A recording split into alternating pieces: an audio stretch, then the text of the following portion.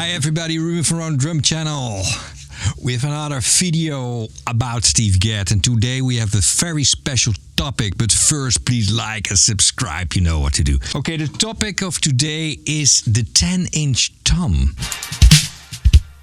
We have a 10-inch tom, Yamaha recording custom.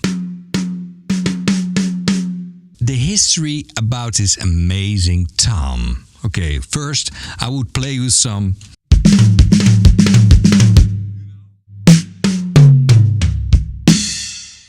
Before Steve Gadd went to Yamaha, from 1983 it became the recording custom. Before the recording custom, in the beginning of the 80s, it was called recording artist. That was the top line with the painted toms.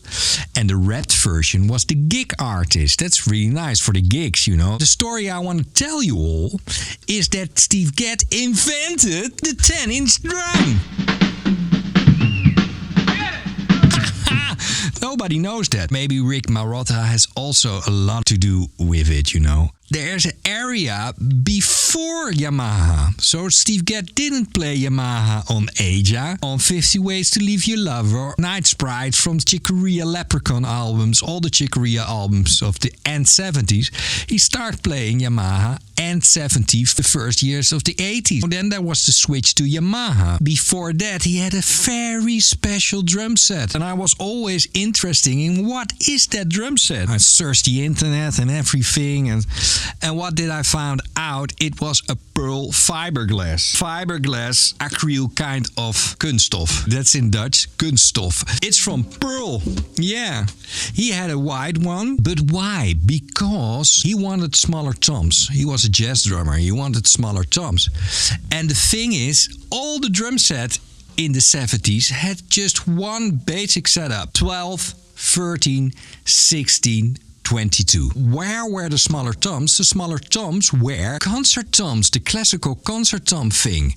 There you had 6-inch, 8-inch, 10-inch, 12-inch, 13, 14, 15, 16, 18. Concert toms is just one head. And he didn't like the one-headed drums. It was popular in that time. He wanted to have more tuning ability. What did they do? And Rick Marotta, I think, started with that. They made it double-headed again. So this was original a concert tom, so with one head. They made a bottom head on it also, so you can tune it a little bit more. But the problem with the 10-inch tom in the time was it was not 8-inch deep, it was 6.5 deep. So that's not so deep.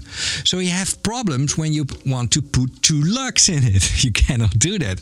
So they take a snare drum lug and put that in between, so you can tune it and you can make a 10-inch tom. So this is my remake of the 10-inch tom Steve Gadd invented in the 70s. And I don't know if Rick Marotta also had a 10-inch tom, but he did the same thing with a Gretsch drum set. And Steve Gadd uses the fiberglass acryl, you know, it was the same as Vistalite. In the time it was really popular to use the kunststof. So on this solo, you hear he uses this tom, this drum. And on this song, he uses this song. I bought this tom for, I think, for 50 euros. I have a complete drum set remake, but it's in the studio where I record my James Taylor project right now. And what's also important of that sound is the drum head. And there weren't pinstripes yet. The most dry sound you could use were that blue Evans hydraulic drum heads. It was the only fat. They want to have fat, dry sound. Combination with Yamaha or this drum with this kind of head. But now we're gonna compare them. So I used the famous pinstripe head, what came later, and Gadd also went to pinstripe from 83, around 82, 83. There he changed his hydraulic set to the pinstripes. So on the One Trick Pony film, you know, from Paul Simon,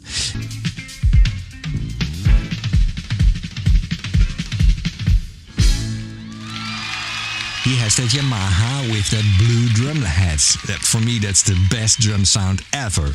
Is there a big difference in sound?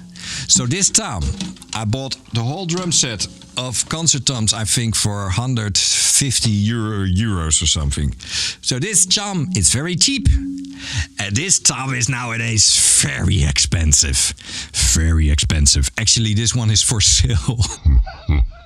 How does it sound? Pinstripe above, ambassador clear. Here it's the coated. It's a GI1 coated actually.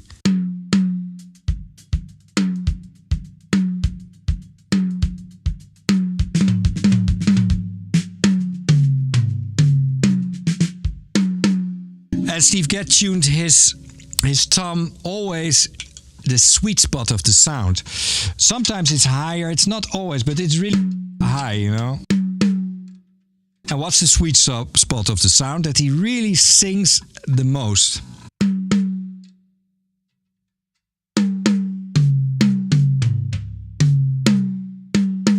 So it sounds great, of course. But now, I think if you want to buy this one, and this one is maybe for sale if somebody says I pay 600 euros for it or 750, then you convince me to sell it. Okay, so that's around 500 euros. You know, it's what you want to give because they're so rare, you know. This one, now we have the fiberglass, so the whole set was 125. I had 4 toms and that bass drum of 125 euros. Cheap, cheap, cheap, cheap. Is there a difference? Let's see. Steve Gadd stick, very important. Geddeman's book, all the Steve Gadd thing, very important. Maybe the sound is a little bit shorter because the tom is shorter.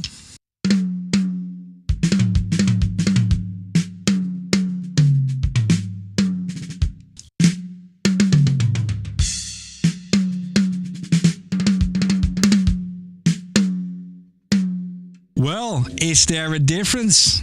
Leave a comment. What do you think about it? I think it's pretty close. So this is nice to know, the history about the 10-inch tom. Did Steve Gadd invented the 10-inch tom? Well, I don't know if he really invented it, but he had a big part in it, I think. Please like and subscribe, share it, and I hope I see you next time.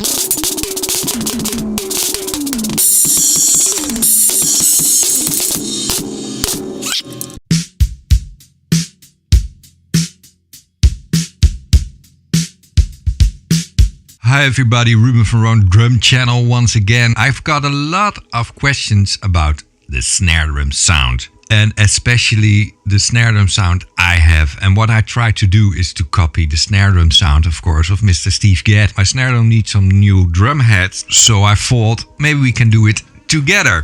The topic of today is how to get the Steve Gadd snare drum sound of the 80s and the 70s. But first, please like and subscribe this video and follow my channel and leave comments and share and go to my Facebook pages and my Instagram.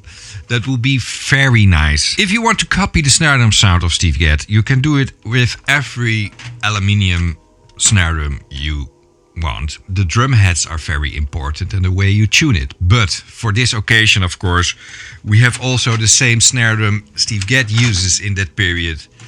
That was not Yamaha. He always used this supraphonic snare drum of Ludwig 5 and 14. This is, of course, one of the most recorded snares ever, they say. So this is a must-have.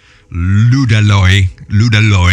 And Ludaloy is a kind of aluminium special thing. Prepare it the same way Steve Gadd did it. And how do I know that? That's from interviews, and especially the old interviews of the modern drummer are very interesting. I think he had his first interview there in 1976, and there he tells all about his first great drum set. You see my other video about that, the fiberglass Pearl drum set. But he also explaining what his snare drum sound is. And that's also one thing. I'm from Holland, Scheveningen, Den Haag, and my language barrier is a little bit, so I need a lot of editing in my videos to make the sentences right, because I made a lot of errors. I have to translate everything into Dutch in my head to English. So that's why it goes a little bit slow and the sentences are not so good. Okay, I've got some new drum heads. He used it in that time. 2 remote drum heads. And the bottom head is very special. The bottom head is really important in this sound thing. The bottom head is a Diplomat. So it's the thinnest snare drum bottom head around. You will be surprised what the top head is. Also a Diplomat, but a fiber skin Diplomat. This fiber skin was, of course, to make a little bit sound like an old Kolf drum head. The same thickness as a normal Ambassador drum head, but then from fiber skin. It's a little bit old. And the important thing about the snare drum wires is that he uses the less wires, the better. And that's also the opposite of nowadays. People have very wires with a lot of wires in it, 48, but he has also in the 90 and 90s, 2000s his own snare drum wire set, and then there is a gap here between the middle wires. There's a story a drum technician told that drum technician saw that his snare drum was a little bit, the heads were old and the wiring was broken. So he changed as a surprise for Mr. Gadd. He said, "Surprise, I changed your snare drum." And Gadd was a little bit like, "Why? Please, why?" Because it sounded great. So the less wires, the more body the snare drum got. And the same thing is with the top head. I always hated to put new drum heads on my snare drum and on my whole drum, because I always try to find old Ambassador drum heads who are totally, played on, and because they are a little bit thinner, so they sounded so great. So the longer your snare drum head is on your snare drum, the better your snare drum is going to sound. There's also a story in this video Jay Graydon told me, the famous producer of the El Giro albums. He said, "Man, Gadd, can you use a new drum head on your snare drum because this one is too old?" He came there with totally a plate on old drum head where the whiteness here was completely gone. So Gadd put a new drum head on it and gave the old drum head to Jay Graydon. Got that in a frame and put it in the studio because Gadd wrote his autograph on it. And you can see it in that video. It's a very interesting story. Okay, I removed the wires. And now this is the reason I had to, because this thing is so thin. So the problem I have always is the trick with the Gadd bottom head thing is that you have to tight it as high as possible to get a deep, very deep snare drum sound. And if you do that, you stretch the head. So this head is, you need the thinnest head, but you have to stretch it as big as possible. And there's always a threshold in, after a while, the head is a little bit too stretched. You want to tight it, and then bang, the drum head is broke. It's for me great to use new bottom heads, because that's for me a big difference. If it's stretched, again, very tight. And I saw a very great drum trick of the snare drum geek on Instagram, a guy who has every snare drum in the world. And he has a trick that if your bottom head is too stretched out, take it off and turn it around, and then you can use it again. Man, that's a great trick. But I was a little bit too late for this one. Okay, this is the old one. Bye-bye, thank you.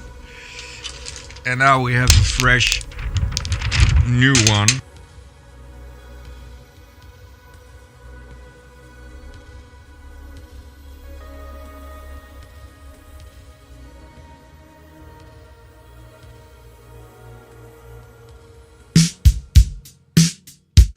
I don't have a trick, I just listen. But the trick Steve Gadd explains at the MI video is also great. I have it also on my channel. So he tunes it first as high as possible, and then so that the drum head is really lamenting on the drum. So really high and then go back till you find the sweet spot. That's a great trick. But with this bottom head, it's always tune it as high as possible, but really careful. So I always adjust it a little, I twist it a little bit every time. And you see how I do it clockwise and everything. So don't do too big things. I mean, I hear a tone, you know. So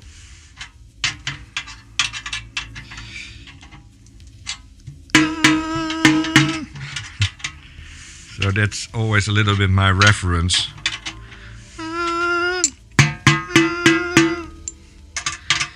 Very musical. You hear it? It's music, man, a drum. It has a tone.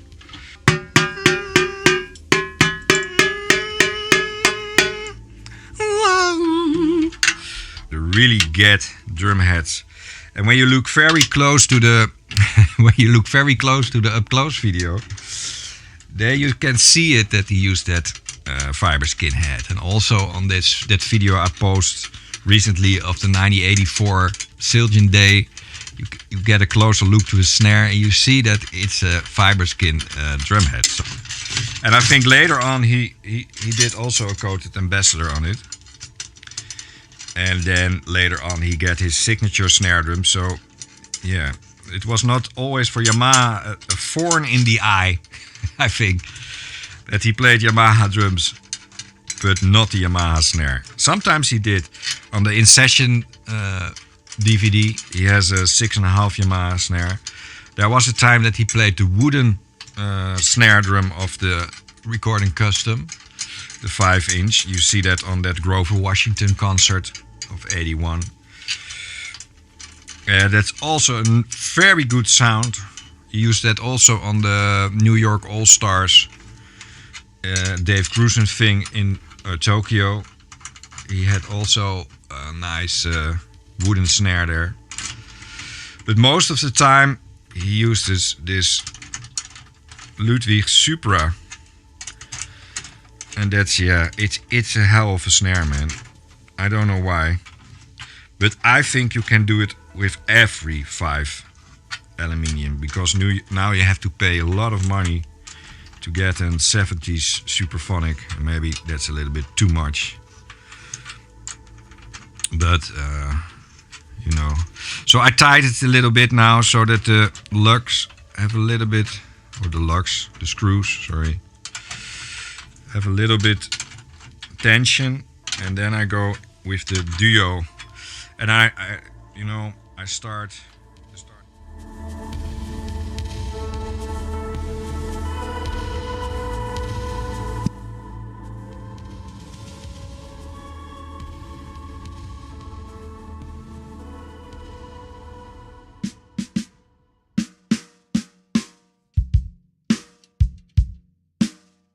So this is a little bit like a jazz tuning.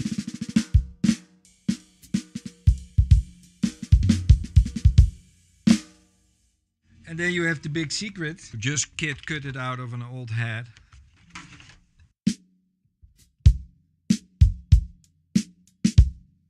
So the adjustment is really tight.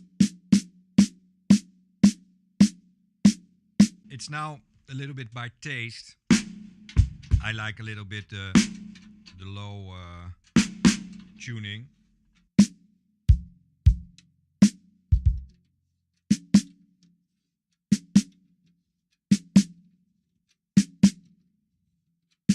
So the bottom head is very high.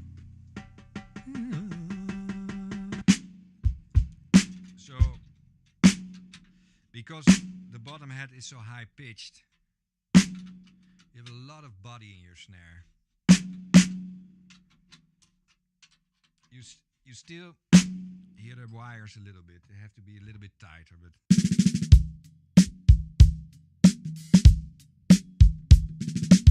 So that's a really nice sound we have. And then it's also, of course, about technique to play it really up short.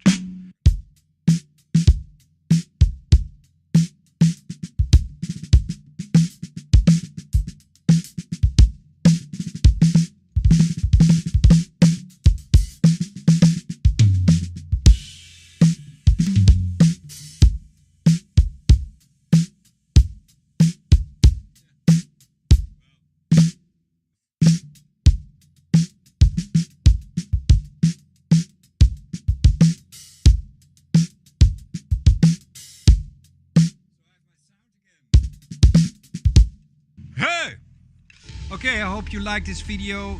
See you next time. Like it, leave comments. Also negative comments, I don't care. Just comment, that's nice. And see you next time.